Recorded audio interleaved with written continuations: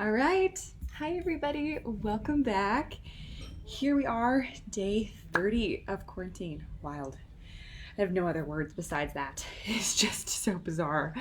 Today we are going to be working on camera vortex drawings, and these are really fun. They don't have a ton of like technical hiccups or anything like that, but it's more so just a fun activity to kind of get your brain moving, to think about shapes and forms again, all kind of in this form of a camera lens, which I think is a really fun way to do it. It's thunderstorming out, so sorry if it's a little bit loud, but I like to get a little outside time when I can on patio balcony thing here. So here we are. Let's get started. Let's review some materials, a quick pray, and we'll get moving. God, thanks so much for who you are. Thanks for taking care of the earth, even in all this craziness. Thanks for taking care of us, and we love you. It's in your name we pray. Amen. Sweet. Well, here we are. You're going to need a pencil. You're going to need a paintbrush, black pen, compass, a ruler, just a blank piece of paper, and some watercolors. So we're all set. Let's get moving. So let me show you my paper and we'll get started. So here we are. I've got my piece of paper right here. It's just on top of my sketchbook for now. And what I'm going to do is I am going to make a point in the very middle of my paper. I'm going to kind of just eyeball it like that. I guess it could go a little bit over to the side, but I kind of like it where it is. So you can find where the point works best on your paper. And then what we're going to do is take out your compass, and starting with drawing a circle very close to the center of your page, we're going to do a ring, but we're not going to draw a complete circle. We're going to, in some ways, kind of skip and jump in between. And let me show what I mean. So I'm going to put my point down in the center, like that. Take my compass. Oh man, I'm spiraling. Sorry, I have to do this on a flat surface. There we go. So spiral it around. And I'm slowly going to just draw little strokes, kind of completing the circle like this. Awesome. Hi from hello, Minnesota. Sweet. Oh, hi, Mom. Great. So we're going to start with a circle like that. Then you are going to increase the distance of the radius of your circle. And we'll do it again. Put the point into your paper. Again, I'm going to put it down like this. Again, doing the same kind of gaps we just talked about. They don't have to line up anywhere specific, but that's what I've got so far. It's not perfect, and that's totally okay. Again, we're just going to increase the distance a little bit more. Again, maintaining that center point.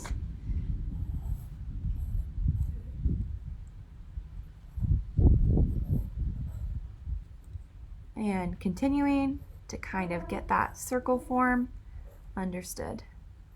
Sweet.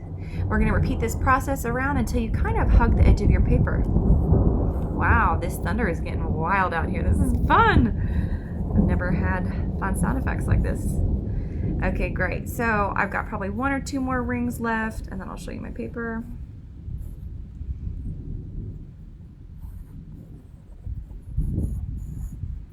Okay, so here's what I have so far. Looking really good. Okay, so the next step is where we get to kind of divide up our space and sort of create little, almost like little cavities or spaces where we get to implement color. So what I'm going to do is I'm just going to grab my pencil out, and I'm going to take my paper, and I'm slowly going to start to kind of almost cut little pie slices into in between the rings. And the way we're going to do this is being sure that the lines that start on the second ring here go towards the center point that I've already established. Always going straight towards the middle so that the slice feels, I guess, balanced and not warped. But that's what we're going to go for. I'm going to go for about 1 or 2 per ring around the circle. They don't have to be spaced out anywhere specific, but like that. Like that. Now I'm going to piggyback on these with some different rings on the outside, continuing to kind of rotate my paper as necessary. Okay. Like that, establishing some of these rings. And if you need to finish your circle and complete it in some places, feel free to do that. Okay. Looking really good.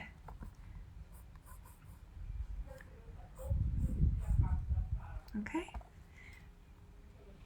So we're just going to continue to do that around these next couple rings of my circle. We're kind of establishing again the kind of rings that are going to be filled with color. Awesome. So cool. I love it because it kind of makes me feel like all of these different rings almost move on their own, like they're independent, which I think is kind of fun. Reminds me of those spinners in like Life, that game. It's a fun one. Okay, great. Continuing onward, just kind of creating those little wedges. Looking good. Awesome. Wow, I love it. The sound of rain is one of my favorite things. This is like the ideal art environment. This is so nice. Except for if you're doing pottery, your pots will get wrecked in the rain. Okay, we're gonna just keep going here. Keeping mindful to keep our point or our lines geared towards the center. If you need to use a ruler, sometimes that is helpful, so you can just kind of work your way around, but I'm just kind of eyeballing it right now. Okay, great.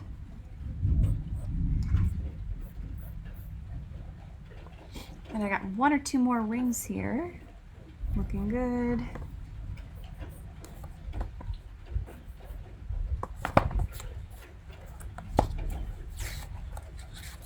Okay, nice.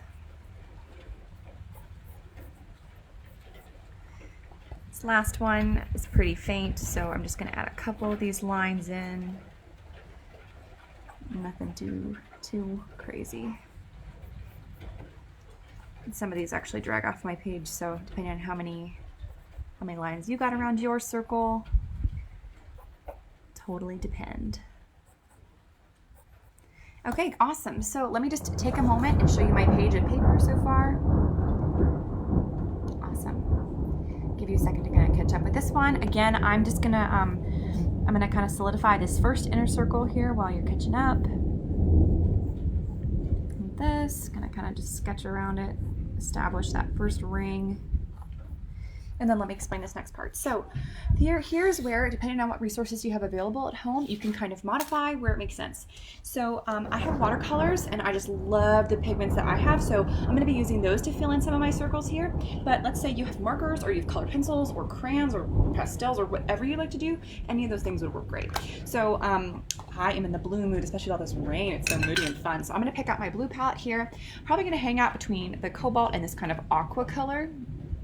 And then probably do a little bit of mixing with some of those greens. So grab out your paintbrush or your marker or whatever makes sense for you. Get it wet. I have a small paintbrush today. I thought this one would just be perfect for some of those little slices of the pie. And grab your paper out. Again, I'll pull my watercolors in here, hopefully so you can see. I'm gonna just wet that cobalt paint just a little bit, and I'm gonna start with the center working outwards. So I'm gonna pick 1 or 2 of these little pie slices that I'd like to just color in with this paint. So being sure that I kind of keep my lines precise. I'm just gonna fill in these little pie slices. Here's where that edging can come in handy. Awesome. We got somebody outside singing. I love that. Okay, so here's this first one. Got that little blue section. Oh my goodness, this is so cool. I get to watch this whole storm come in. Okay, and then I'm gonna take the aqua next on my brush. I mixed it just with the cobalt, and I'm gonna do this small little slice over here.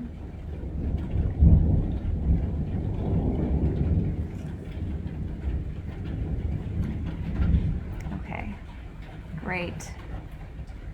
So there's that. Kind of doing just those two little pieces in there. Perfect. And then I'm going to mix this last little bit of aqua with a little bit of green. And I'm gonna do actually this slice next to the cobalt that I had here.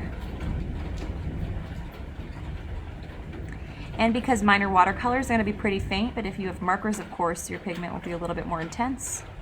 Totally up to you, completely your preference. Okay, great, so I've got those sectors kind of colored in. Awesome, we're gonna go on to ring number 2. Again, just being mindful that color placement here is it's gonna make this kind of vortex effect really effective, haha. So what I'm gonna do is just being sure to kind of juxtapose the colors in this next ring with their neighbor colors over here. Oh my goodness, you might not even be able to hear me in just a minute. This is wild. Okay, fun, I love it. Okay, so I'm just kind of mix that cobalt again with a little bit of aqua, and I'm gonna let it hang out on this border for the next ring. Oh my goodness, this is so cool. We haven't had a storm like this in a while. I mean, it's been raining, but not like this. Cool. Okay, so I've got this one colored in. Now I'm gonna take my brush, we're gonna grab a little bit more of that green, and I'm gonna put this one over here.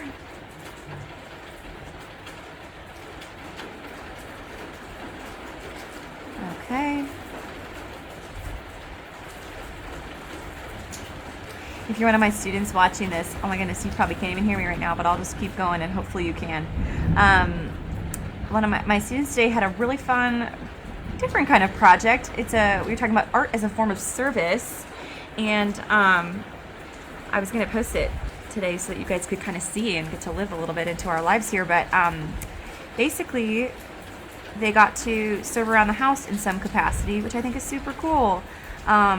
So if you're my student and you're watching this, you get like all the double points today because you did service and you're tuning in for more art. Oh my goodness. Sweet. Okay, great. So I've got, again, I'm just kind of changing these tones of colors inside each of these swatches. Think about if you were to go through your paint store and see just a bunch of variety of tones, that's really what we're going for. I'm gonna continue painting around the circle. I'm gonna go for more of a probably pure cobalt going over on this side, and then I'm gonna leave the rest of this ring open. Clean it off my brush. Let's do this one over here. Again, sometimes I find it's easiest, to do the edging first and then fill in the pigment. It just kind of depends what kind of brush you have, probably.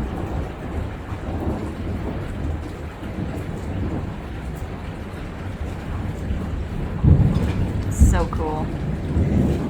Awesome. So I've got ring number 2 completely done.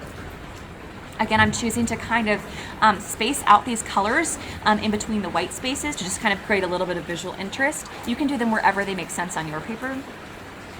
Okay, for this next one, I diluted the cobalt a little bit on my brush, going to the next ring, and I'm just going to create something a little bit softer. Still kind of obeying the quadrant effect that I had before, but just a little bit of a different tone. I'm gonna dip that into the green and do a similar thing over here.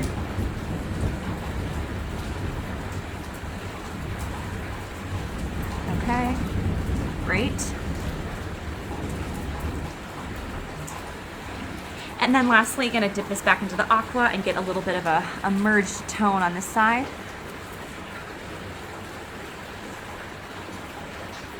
Depending on if you're using markers or colored pencils, you can mix them according to what makes sense. So that's what I've got so far. Kind of letting these pigments pool wherever they go and just letting that pigment just be kind of a little bit of variety. Okay, going back into the cobalt, that's where I'm always starting, on to the next ring. Again, I have a lot of white space on this side of my drawing so far, so I'm gonna start over here on this corner.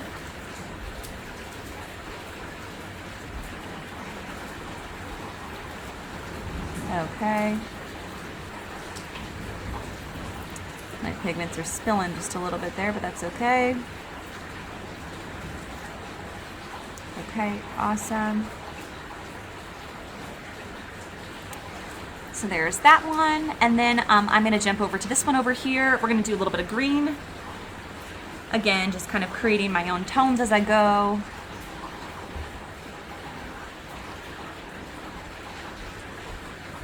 Letting those blues kind of just be moody and fun. Really matches the mood over here. I don't know if it's sunny where you are, but kind of keeps it exciting. Okay, I dipped mine back into the green and a little bit of aqua. I'm gonna jump over here to this little section.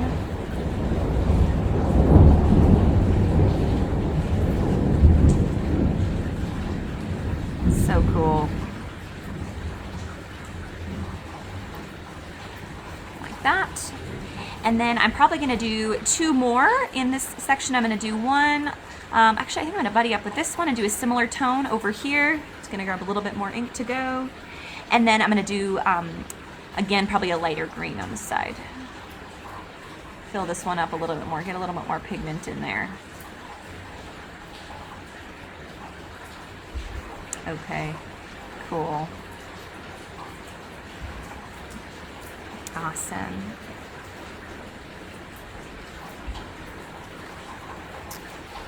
Lovely, lovely, lovely.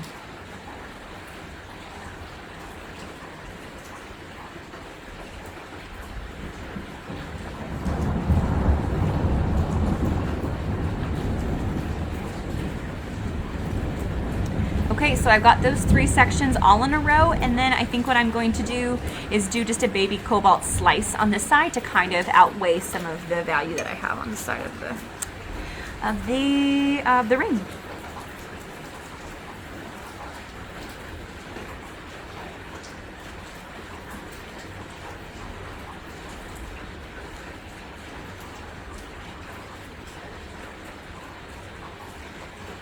Okay, looking fabulous. I've got 3 rings left. I'm just going to continue in this style. Looking really good. I'm going to start with green over here. I know that I have a little bit of space on this side and in this side of the ring, so I'm going to start the next ring by just jumping right in there and showing off the tone that I have.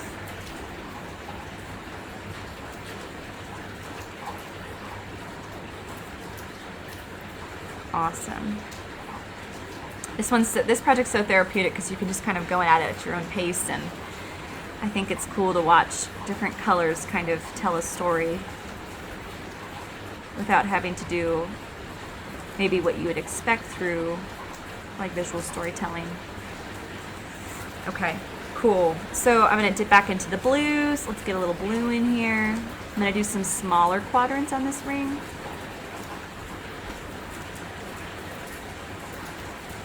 Like that. And then let's get some cobalt in here. Why not?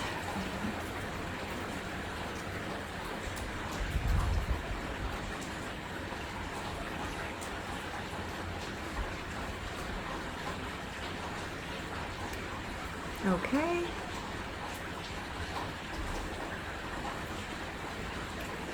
Taking a break, jumping over a couple spaces. And continuing the same process again as we're just kind of working out onto our page. That one needs a little bit of variety, so I'm going to mix in a little bit of aqua. Okay. Even a little bit of green. If I lose you in a minute, I'll try to jump back on. I'll hotspot myself or something.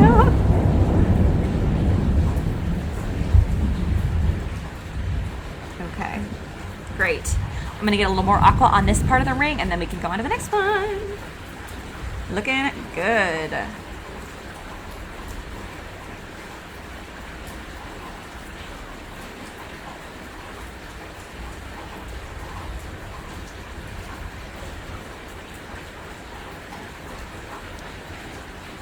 Okay. Great.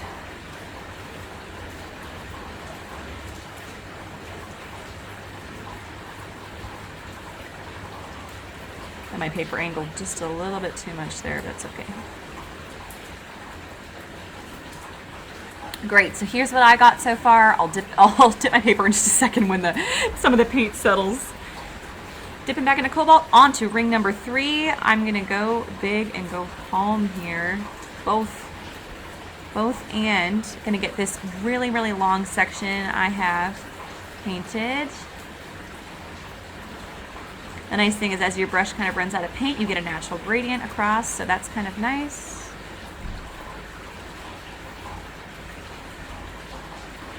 Okay, let's get some straight up aqua in here. It's been a little bit since we had the pure color.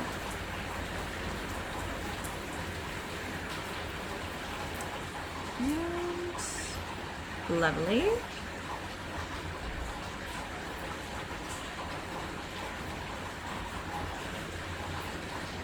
Getting these last couple ones filled in.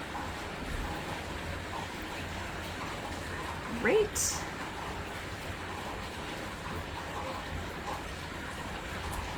I'm loving this green tone more and more. What color palette did you go with? Did you go with like the same one as me, or did you go with some reds? What are you up to? Hopefully something cool. I'm sure you did great. I tend to stick with the blue families. They're safe for me, but every once in a while I go out into the peaches and stuff. Okay, so here's mine so far. Again, we're just continuing in this fashion. I've got one last ring here, and I've got my Vortex complete. Again, starting with this darker tones and kind of visually looking at where those spaces might be, where that tone could really be useful. Okay. And let's go this way around the wheel this time, because let's be honest, I always go the other direction and I tend to get to the mixed greens over here, so I want to try something different this time. Okay.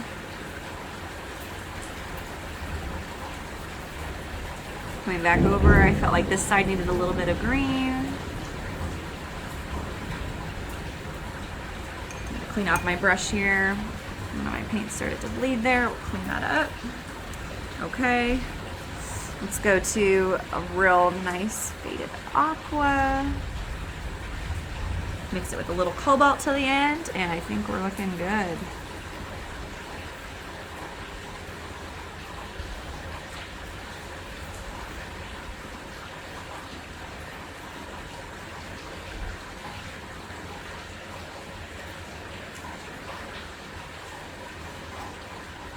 Okay, so here is what my Vortex looks like so far. Hopefully it won't drip on me as I show you.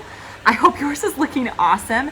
If you wanted to and you had the options with your compass and all of those things, you'd be welcome to continue this Vortex towards the outside. I think mine might have hit almost max range, but I actually really like it sitting kind of in the middle of this paper here. The next option you could have would be when this dries to erase some of these lines, or you could outline them in black pen if you wanted to do the opposite and accentuate them. Oh, thank you. Yes, a pun. Mixed greens. Love it. So this is what we've got so far. I love it because these tones, it just kind of feels like they're spiraling out of the lens of a camera. It's kind of a vortex, has some fun energy to it. And you also get to totally appreciate a bunch of the different tones that we have to work with. I hope you had such a blast just kind of doing some mood painting. I am so curious about how long this thunderstorm is going to last. Thanks for bearing with me in all of this. Let me pray for us and we'll be out to go. Lord, thank you so much for who you are. Thanks that you're the God who sends rains to take care of the land, and even in seasons, Lord, where we are in a position maybe we wouldn't prefer, Lord, we choose to trust you. I pray a blessing over everyone watching. Would you be near to them? I pray for this activity, God, that you would just use the creativity in it to bless your people, and I pray that you'd be honored through the work that we do. Thanks for being who you are. Thanks for your power, and we love you. Amen. Thank you so much for joining me. It's been such a gift to do art with you again. Here are the Vortex drawings that we were working on. Here's mine. I'll post a finished one when it totally decides to dry. I hope you had a blast. Again, I'm Meg, live here from Madrid, and take care. Have a wonderful rest of your day. Bye.